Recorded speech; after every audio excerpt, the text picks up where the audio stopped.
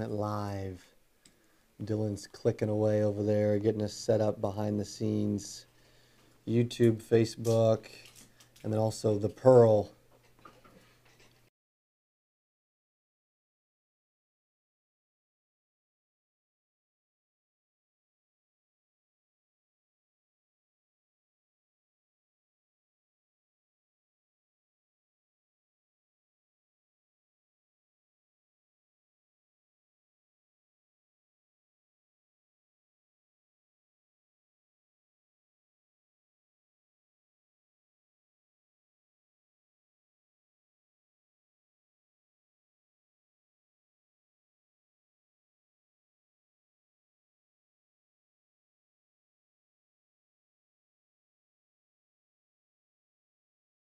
Welcome to 8% Club every Friday, 2 o'clock Central Standard Time. We come to you with some good stuff, and today I'm super excited about the topic. You probably see it from the subject, even the thumbnail. The top 5 reasons why agents call leads incorrectly. Most agents that I ever talk to, that I ever hear from, that even buy our leads are doing it wrong, and I'm going to take some time today to show you the top 5 reasons of why you're doing things wrong, the top 5 things that agents do wrong, that you're probably doing wrong, that we need to spend a little time together, probably about 12, 15 minutes together, so that we can show you what you're doing wrong so that moving forward you can fix it. If you haven't checked out our 12 days, quick plug, if you haven't checked out our 12 days Christmas giveaway, you got to do it. We're about to give away a ton of free leads. I don't know what all we're doing. I mean, you give away 50% leads. Normally I'll give away like all the prizes ahead of time. What all have we given away so far? Leads, Insurance Wealth University. 12-month free access to our Insurance Wealth University. That's good. That's something we're building behind the scenes. Got 150, 200 videos. It's my life's work in a box, really, with a bow. 8% Nation tickets. Recordings, all kind of stuff. Make sure you check out that giveaway. Also, we just got back from Dallas. You got to check out that video about the 8% Nation trip. 8% Nation in 2019 is going to be in Dallas. So I'm excited about that. Big conference. It's going to be a blast. There'll be about 1,500 insurance agents there, and it's going to be amazing. Right now, if you go to our website for 8% Nation, you can get tickets for our holiday sale as low as under $100, only till Christmas. Check it out. All right, top 5 reasons. The number 1 reason why agents are calling leads incorrectly. I think if I had to rank these earlier today. Dylan and I sat down. We always prep for the show, most of the time. Number 1 reason: agents try to get too much information. Agents try to. When you're calling leads, what happens is you generally try to quote them, give them quotes, give them prices, ask what they can afford, ask if they already have anything, ask their interest level, ask about their health, if they smoke, height and weight. You ask too much. It does not matter, and it is irrelevant, because the goal is to sit down with the prospect. Something I'm going to go over in a little bit. The goal is to sit down with the prospect. But agents are used to giving way too much information. And if that's the goal, then hey, let's sit down with the prospect. Then do whatever it takes to sit down with the prospect without complicating it or making it complex or confusing them. An agent wrote in the other day and said, hey, dude, some of the leads that I call, they think it's free. I don't typically hear that, because of the way that I work my script and the things that I say. These are the 5 things that agents are doing from the thing that they're doing most wrong, that's most important not to do, all the way down to least important. So that's number 1, too much information. It's irrelevant. Don't get it. It's too much. Stick to the script. Person answers the phone. John. Hey, this is Cody getting back to you about the new state-regulated final expense information. Hey, I'm the local field underwriter. I've been assigned to your area, and I'll be in your area on Friday. Should I drop this information off? What do you think? In the morning or in the afternoon? Where in that did I ask about their health? Where in that did I ask if they already had anything? Where in that did I ask how much they could afford? Where in that did I ask anything other than when I can drop something off? Nothing. Because it's irrelevant. And if you're doing that and your manager's telling you to do that, then stop. and make sure I talk to your manager because I'm going to set that straight. That's number one. Number two reason that you're calling leads incorrectly is that you're not finishing with a question, especially over the phone. I do not believe in saying anything unless I finish with a question. I don't believe in speaking over the phone unless I finish with a question. I know that's rough. I know that's hard. I know for agents that are used to just blabbing everywhere and puking on people, I know that's difficult to comprehend. That I need to keep things concise and finish with questions. I'm telling you, it works. It works for me. It's worked for others, and it will work for you too. You do not say anything over the phone without finishing with a question because this keeps you in control every step of the way. At the end of the day, the goal, all these things align with the goal. The goal is to sit down with someone.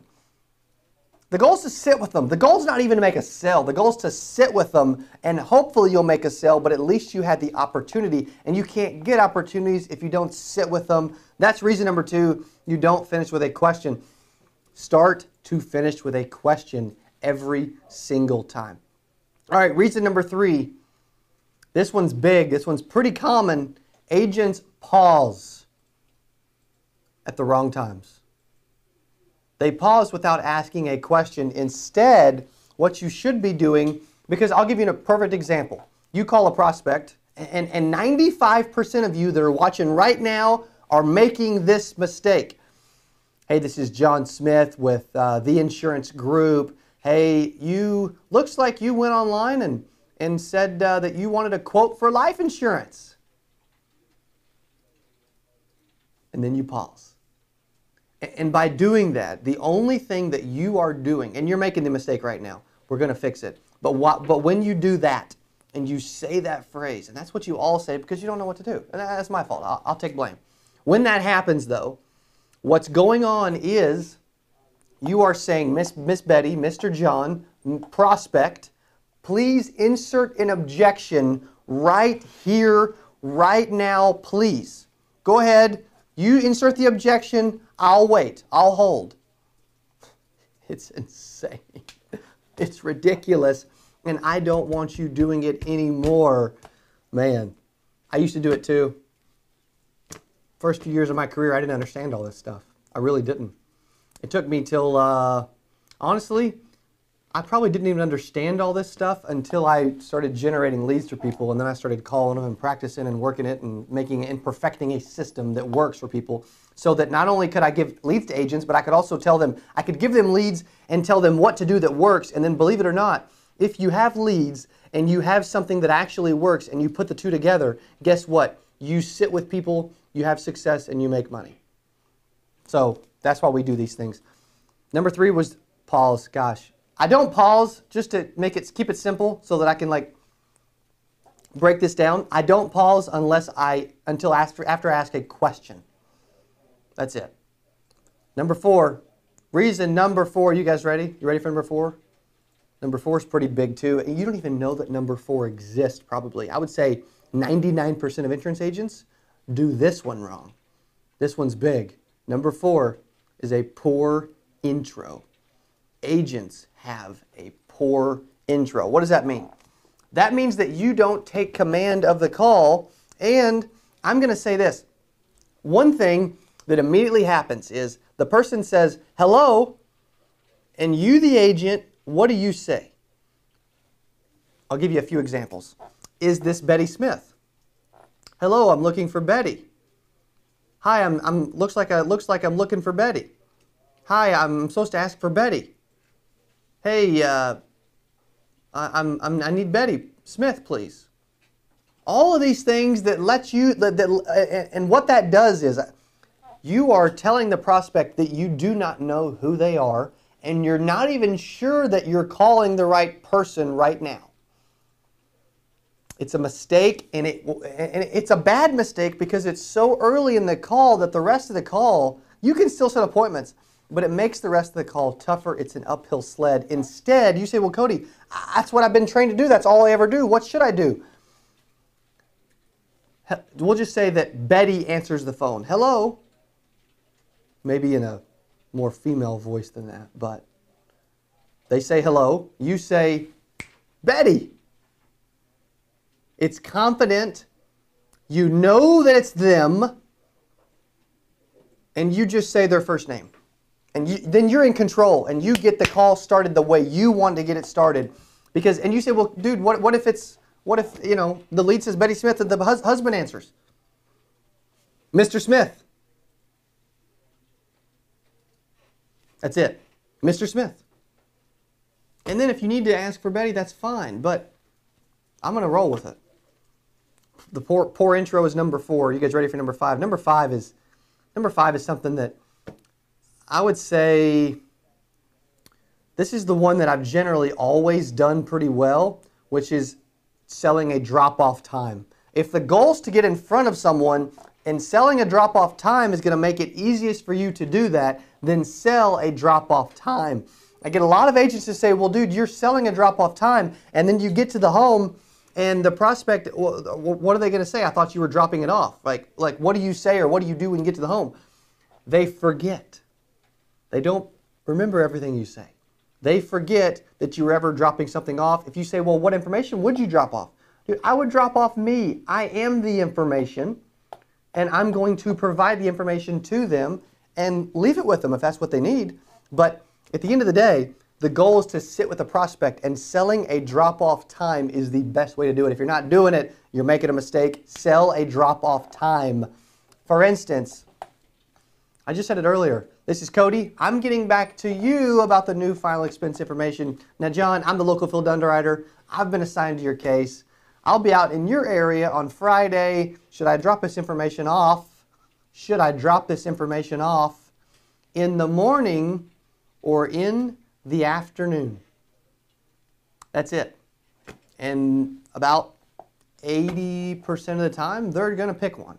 And then you're going to say, they're going to say afternoon, and you're going to say, great, let me look at my calendar. Okay, it looks like I have a 2 o'clock or a 4 o'clock. Which is better? And anybody can do this. You can say these exact same things. Most people just don't because we're lazy. We don't know what to do. We've been taught to do all these things incorrectly. So I'm going to run through those again real quick one more time. Number 1, you try to get too much information. Jeez. Number 2, you don't finish with a question. Number 3, you pause at the wrong times. Don't pause unless you ask a question. Number 4, it's a poor intro. You start the whole call is shot.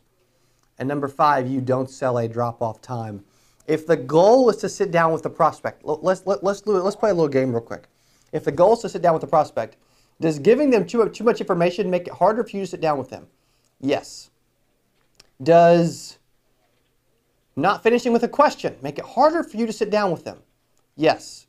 Does pausing at the wrong times make it harder for you to sit down with them? Yes. Does starting poorly with an poor intro make it harder for you to sit down with them? Yes. Does not selling a drop-off time make it harder for you to sit down with them? Yes. Then don't do them.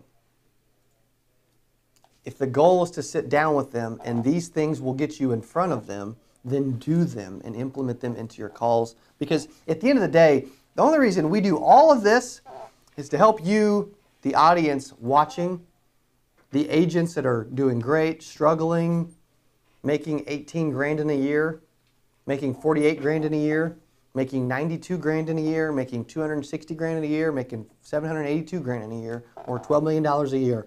The reason we do what we do is to help insurance agents be great at getting in front of people, and the goal is to sit down with them. These things make it easier for you to sit down with them if you do the opposite. If you don't do these things incorrectly and you actually do them correctly. If you haven't tried our leads, you need and want to give them a try. We've got testimonials galore. I'm talking videos and pictures to prove it. Unreal, some stats to help you out. If you're like, I don't know if I want to try your leads, well, here's 5 things that may help. We've helped over 10,000 insurance agents. We've generated over 1 million leads. The average appointment set ratio is 43%. The average closing rate is 21%. And the average inbound call percentage from our leads is about 14%. So if those align, and if you'd like to see those numbers, or even better, then I encourage you to call our leads. The best way to do that is to call in 833-40-AGENT. It's on the screen right now. 833-402-4368, 833-40-AGENT. I'm doing Christmas deals that you'll want to hear about, but you got to call in to find out, because this video will live online forever. And if I say, hey, we're giving you buy 50 and we're going to give you like 25 or 30 leads for free, then people are going to expect that later. So I'm not going to say that, but if you call in, you may hear something similar. Just kind of a FYI. Also, 12 days of Christmas, we're giving away free stuff every single day for 12 days. We're on day number 8, gents, 8. Nice, 8, okay. I get the thumbs up from Matt, I like it. 9th is Saturday, Sunday's the 10th, 11th is Christmas Eve on Monday, and Christmas Day is the 12th. Look at that, we're on day number 8. And today, what are we doing today, guys? Today we're giving away... Today's a workbook and an interview on one of the live shows. Aha, we're giving away our free workbook that we use in boot camps it's got hundreds of dollars of value in it, no doubt about it. At least that's what we charge. It's got more than that. But and then an interview with me or somebody on the marketing team, and then we're going to share you and post your success and your story out there on our networks. So there you go. Also, something that is coming up pretty quick is Christmas. I'm going to finish with something that agents ask a lot about, which is, hey, dude, what days should I work? You should work every day coming up about midday on Christmas Eve. You could technically stop running appointments and stop making calls about midday. And then you can take off Christmas, don't run appointments, don't make calls. And then the 26th, you're back at it. So most of these are run days. They really are days that you can get out in the field, make calls, set appointments, do these things, follow these things, and have success. Merry Christmas. Happy holidays. Thanks so much for watching 8% Club. Have a great weekend. Hope you have an awesome Christmas.